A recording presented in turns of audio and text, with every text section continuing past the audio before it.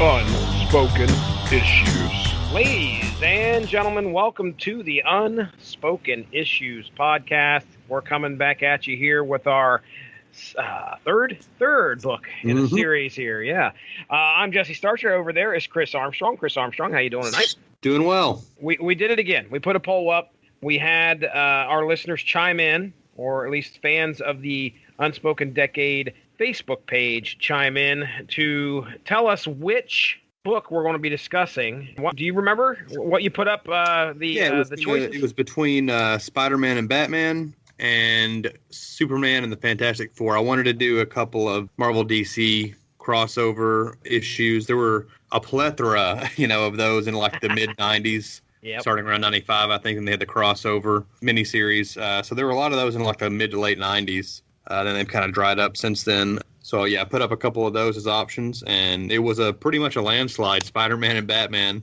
Spider-Man and Batman won, more than doubling votes over Superman Fantastic Four. It was 82 to 38. So, right. Yeah, the Superman Fantastic Four book was by Dan Jurgens and Art Thibert. Let's just postulate here, sir. We didn't get much commentary on it. I kind of thought that Spider-Man and Batman would win just because they're the more popular characters, it seems like, especially right now. Yeah. And Mark Bagley is the artist who's kind of like the seminal 90s Spider-Man artist or whatever. But Superman Fantastic Four seemed like it'd be a pretty big deal, so I thought it would be kind of close, but it really wasn't. Spider-Man and Batman took off and didn't look back. Right. It was like there was no chance. So, all right, well, the title of the trade paperback, which hit apparently was publication date September of 1995, is called Disordered Minds. Now, again, we've got a crossover between DC and Marvel here, Spider-Man and Batman. Me and you, I think, were both Marvel guys. Did you read a lot of Batman? Not a lot. I was mostly all Marvel for the first few years. I would occasionally pick up a Batman or a Superman book or whatever. Eventually, I kind of started getting more into that stuff, like when the big events started happening, like Nightfall, Azrael taking over, or Death of Superman, whatever. I was picking up some of that stuff, and so I kind of started to gravitate a little more towards DC. But I was mostly just a Marvel guy for the early part of the 90s. Yeah, I can remember when Nightfall happened and the breaking of the bat. Yeah. And seeing Bane with Batman over his knee. And I remember thinking, okay, I've got to get my hands on that somehow. That's going to be worth a lot of money someday. Speculator coming out of me there when I was a kid. Well, we're talking Spider-Man and Batman here. Like I said, title of this story is Disordered Minds. Writer J.M. DeMatteis. Penciler by Mark Bagley, like you said, the seminal Spider-Man artist here in the 90s. And then the inks by Scott Hanna and Mark Farmer. Now, I want to go ahead and read real quick the back cover of the issue. By the way, there is a Batman Spider-Man as well. Right. It's not very good. It came out 2 years later, October of 1997. So, yeah, this one is that long of a gap. I thought they were kind of closer together than that. Right, yeah. So you grab the book off the shelf. You look at the back. Here's what it says. Spider-Man, his beloved uncle's life stolen by a desperate burglar's bullet. A murder he could have prevented. Peter Parker learned that with great power comes great responsibility and has vowed to use his superhuman abilities to ensure that no one else would suffer because he failed to act. Batman, his childhood forever shattered when he witnessed the brutal slayings of his parents. Bruce Wayne trained his body and mind to human perfection, becoming a dark knight, obsessed with justice and determined to free the night from the criminal predators that infest it.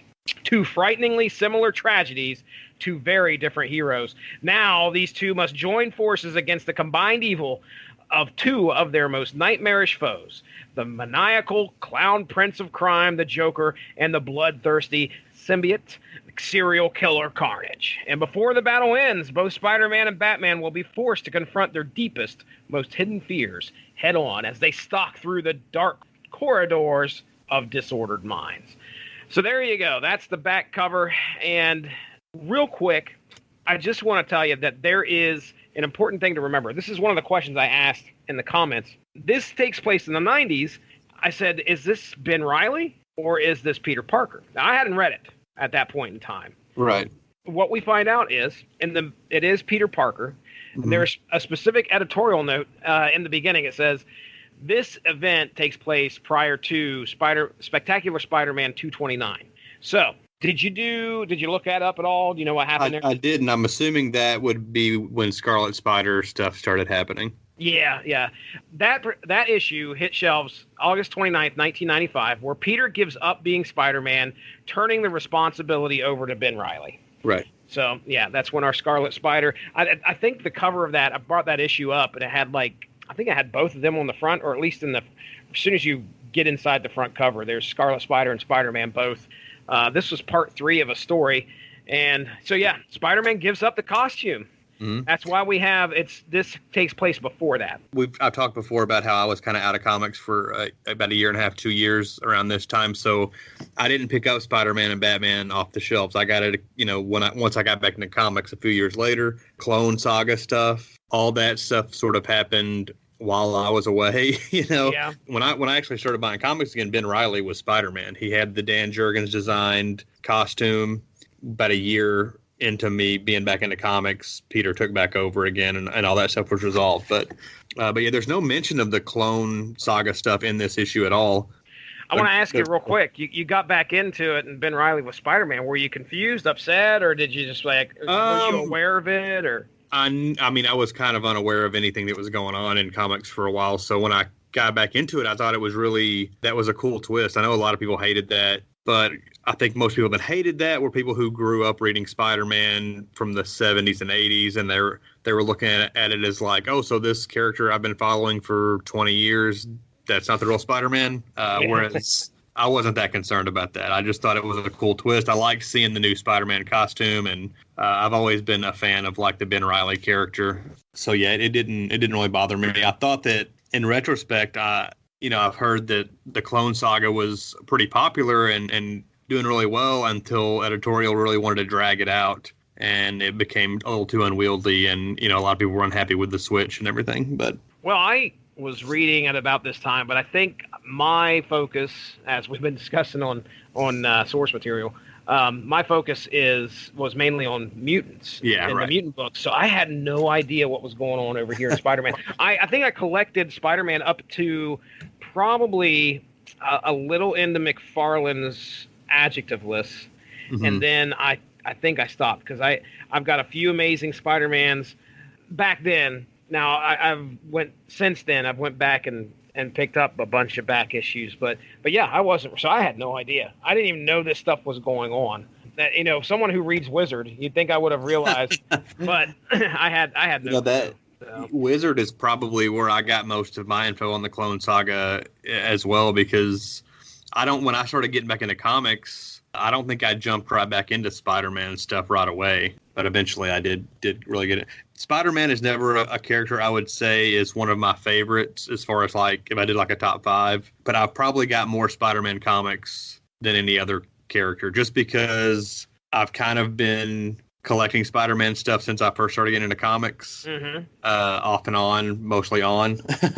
And there have just been so many, from there being 4 different titles in the 90s to when they did Brand New Day, they started putting it out twice a month, for pretty much, it's pretty much been consistently coming out twice a month for the last 10 years, it seems like. So yeah, just a ton of Spider-Man material out there.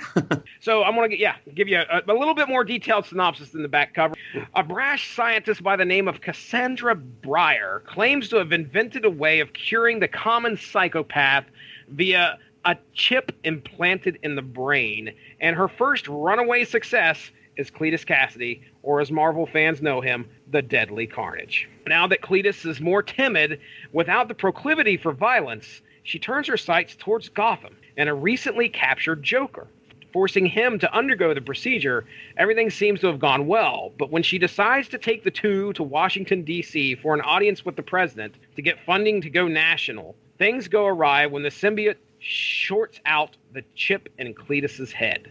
Now, with Carnage and Joker on the loose, Spider-Man and Batman must team up to face these villains and traumas of the past in order to win the day. I guess, first off, there are definitely some beats I did not touch on in that synopsis. What's your thoughts here, Chris?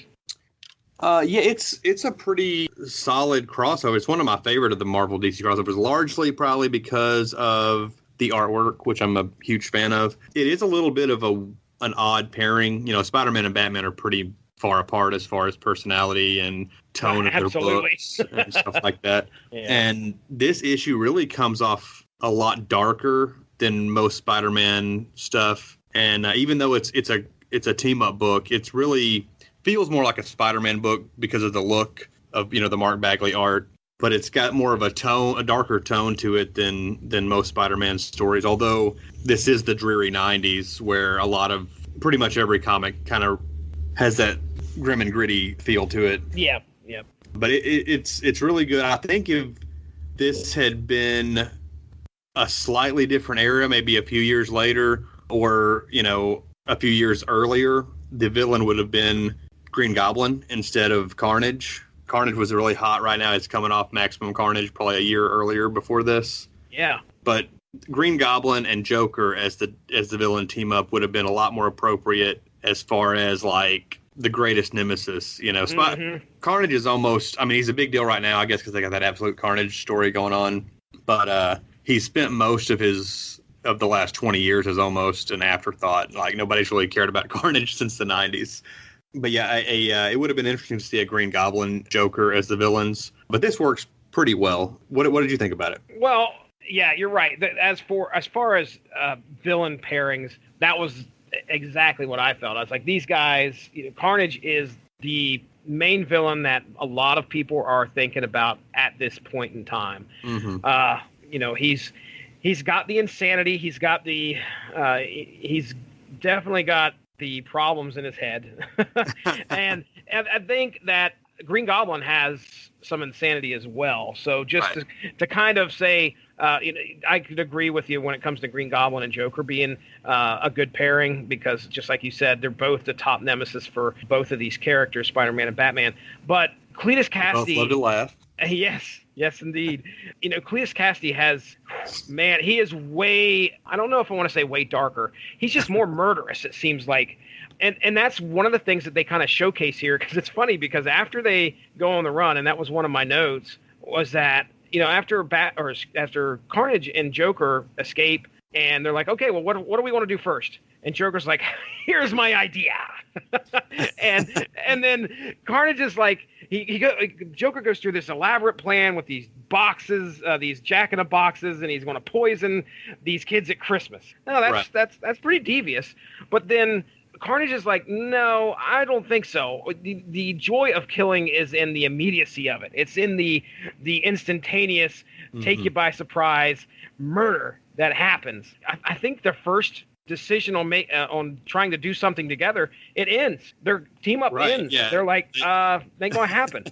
They have one conversation, and then it's like, no, this isn't gonna work. It ain't gonna work. You look at Carnage. He is somebody that would prefer a bloodbath and taking people's heads off and severing limbs. And then you have Joker, who's all about the style of the kill. That's where it all comes down to. So I think it's funny that the writer recognized DeMatteis. He recognized the fact that these villains, even though both are crazy, they just are absolutely not going to get along.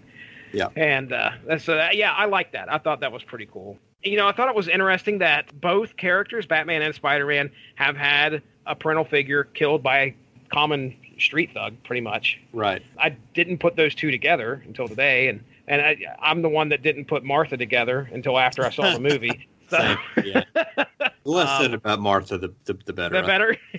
I was swerved, though, when there's a point where, at the beginning, Batman captures Joker, and I thought this story was going to take a way different turn, because Joker had some kind of crazy plan on releasing these infected bats out in Gotham. Batman stops him before he does it. Right. Got up close, and then Joker bites him. And I was like, oh, crap, he's going to infect Batman, and we're going to have Spider-Man versus, like, a crazy Batman. Yeah, I could have seen it going that way, too. I wonder if maybe that was an early draft of that he was working with, and he just kept it in afterwards. I don't know, but I'm guessing the cowl and the costume protected him from, like... Yeah, nothing happened of it. Whatever, but it gives him a vampire bite on the neck. Yeah. the way it is set up, it's more a vehicle to serve and show just how crazy freaking Joker is. Yeah. He's just a crazy dude. Batman and Spider-Man don't get along. What'd you think of that? Not at first, Yeah, anyway. right. Yeah, it makes sense. I mean, that's kind of Batman's standard response, it seems like, when any, whether it be Superman or whoever comes into Gotham, he doesn't want him there. That Gotham is his city. He will handle it. If he needs help, he'll call you. He doesn't like having other people interfere in his city. And so it wasn't like a big surprise. Spider-Man was taken by surprise. Yeah. This crossover takes place in a continuity where Marvel and DC characters exist concurrently. Yeah, you took that. Spider-Man knows who Batman is. He knows who Superman is. Another character that shows one of the Gothamites recognizes Spider-Man and doesn't know why he's in Gotham, but knows he's Spider-Man. Mm-hmm. So it's not like there's any dimension hopping going on. It's from the outset they just took this as story as we're just going to assume these characters exist in the same world. Yeah, you took the words right out of my mouth because I thought it was interesting how they set that up. Just like you said, there's no big machine where somebody falls through a dimensional portal and, oh, crap, where am I at? Why does this look like New York City? But it's not. It's none of that. They're in a shared universe. Spider-Man even references Superman, which he's dealt with Superman in the past. Spider-Man's had his run-in with Superman. So I assume, just like you said, it's one big continuity. It makes it super simple as well. You don't have to spend any time True. explaining how one character got to the other universe or whatever. I know some of the other Marvel DC crossovers going on at this time had the same deal going where they just assume the characters all exist together. I don't know if there were any. It seemed like the Green Lantern Silver Surfer issue had some dimension hopping stuff going on. I haven't read those in so long. I can't remember if all the Marvel DC crossovers were like that or if some of them did have where they had to set up how one character got to the other universe or whatever. Mm-hmm. It takes place in space. so this happens to fall through a time-space continuum warp zone. I reread JLA Avengers semi-recently, probably 2 or 3 months ago. Yeah. I don't know if you've ever read it. It starts out with the two teams in their own universe, and then they eventually cross paths with all this galactic shenanigans going on. And there's an issue of the miniseries where there are these time ripples going through where all reality is changing and altering over and over. And there are some versions of reality where the characters already exist together in the same universe. So I just like to think that these crossovers are from that continuity. Nice. That JLA Avengers story that takes place some years after this. I like that. The other addition I had to Batman being a dick was when he was a dick to Alfred. I don't know if you remember right, but Alfred comes down and is like, here's some sandwiches for you, sir. And Bruce is like, hey, you remember when you used to give me finger sandwiches and I threw them down the toilet? Yeah. And he leaves. He doesn't eat them. He leaves and proceeds to get something else to eat. It's like, damn, dude, what a jerk. I did note that, Batman references Maximum Carnage like he read it or something. Right. I don't even remember Maximum Carnage being referenced as Maximum Carnage in the book. Was it referenced that at all other than being called that? You've got me because I haven't read that. Okay. So, I imagine there was probably some headlines. Yeah, you got a point. I read it back. Oh boy, it was about 3 or 4 years ago. We did a podcast on source material, right? But I don't recall that ever being named. Lots of references to pop culture and TV personalities kind of pop up through here, which I thought you don't usually see that many. But right. I don't know if maybe they were just kind of like, hey, this is our world and your world too. But they mentioned David Hasselhoff, Dolph Lundgren, yes. Geraldo, Rush Limbaugh. I was like, really okay, placing it firmly in the mid-90s. Yes, indeed. Really, when it comes down to the final battle, now, folks, if you haven't read the book, then be prepared because I want to spoil it for you here. But when it comes down to the final battle, of course, what's got to happen is our heroes from one universe are going to face off with the villain from the other universe just to kind of see how they interact with each other. Carnage has got a plan to kill Batman, which, it looks like he's got him dead to rights. But the person that steps in and saves Batman is none other than the Joker. He doesn't want Carnage stealing his thunder, so he does something that basically takes the attention that Carnage had on Batman and distracts him, and then Batman's able to kind of take advantage of that. I thought it was kind of weak sauce, honestly, the way Cletus Cassidy is suddenly afraid for his life, so he starts to lose control of the symbiote. I guess it was a way for him to make Carnage bring him down in his power level down to a point where Batman could defeat him. Mm-hmm. But I mean, in retrospect, I mean, he could have had like a sonic device on his utility belt or something to make it a little more believable. That's really my only complaint about the issue is the way that the Carnage Batman conflict gets resolved. How about Batman and Spider-Man continually going back and thinking about their... Yeah, I did like that. And, you know, we get at the very beginning, we have these flashbacks of Uncle Ben's murder and then the Wayne's murder, and the Bagley draws those as full-page flashbacks in the same... They're basically the exact same panel layout to show, like, how similar the two tragic beginnings of these characters are. And then follows it up also with almost the same shot of Spider-Man and Batman swinging through the city with a skyline behind them. The other instance where our Marvel hero meets up with the DC villain, Spidey ends up tracking Joker down into an alleyway after Joker, distracts Carnage. He takes off. So Spider-Man has him up against the wall. Now, how'd you feel about this? I mean, it was like Spider-Man had to talk himself out of killing the Joker. Right. Yeah. Again, like, I don't think anybody thought that Spider-Man was going to murder him. Yeah, there's no way. It gives a little dramatic tension and whatnot. You can't overthink, especially these one-shot deal comics. I guess in some ways you could say, well, this isn't in continuity, so who's to say Spider-Man can't do that? But I don't think anybody was fooled. Like, when he's dreaming, it's weird because at the beginning of the book where he's dreaming about his Uncle Ben getting murdered, the dream shows that it's the thug's face and he's laughing, right, and it turns into the Joker. So maybe that's the justification here, is that, Spider-Man is dealing with this in his head over and over, and the Joker reminds him of that one horrible point in his past that he is, because he says the only way to stop a sneering animal like you is to kill you. I'm like, oh, damn, dude. So, but yeah, of course, Spider-Man does the heroic thing, talks himself out of it. That's kind of how we end our... Well, he gives the Joker a good old slap on the face and knocks him out. Yeah. Anyway, and then our Batman and Spider-Man shake hands at the end, and after a rocky start, a friendship is made. So, what other things? You have any other notes, final thoughts? One question I had was the character of the Doctor. The Cassandra Breyer? Cassandra Breyer. She... Okay. I assume is an original creation just for this issue. I don't recall her being part of the Spider-Man runs I was reading around this time. MarvelFandom.com has her listed on Earth 7642, so that's definitely going to probably be the Marvel/DC universe. Yep. First appearance of Cassandra Breyer. Yep, Spider-Man and Batman. So, yep, she was created strictly for the book. What was the other Doctor? I assume the Ravencroft Institute, or I think that's all. Marvel. Sorry, was Ravencroft a Marvel creation?